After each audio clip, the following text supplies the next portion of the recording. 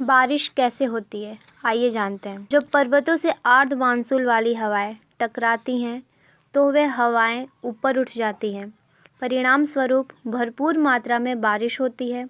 हम जानते हैं कि जैसे जैसे हम ऊंचाई में बढ़ते जाते हैं वैसे वैसे तापमान घटता जाता है।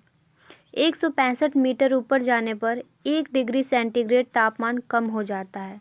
जब हवाएं ऊपर जाती हैं तो इसमें उपस्थित वाष्प कण ठंडे होकर पानी की बूंदों में बदल जाते हैं। जब पानी की बूंद भारी होने लगती हैं वे धरती पर गिरने लगती हैं। इसी को हम बारिश कहते हैं।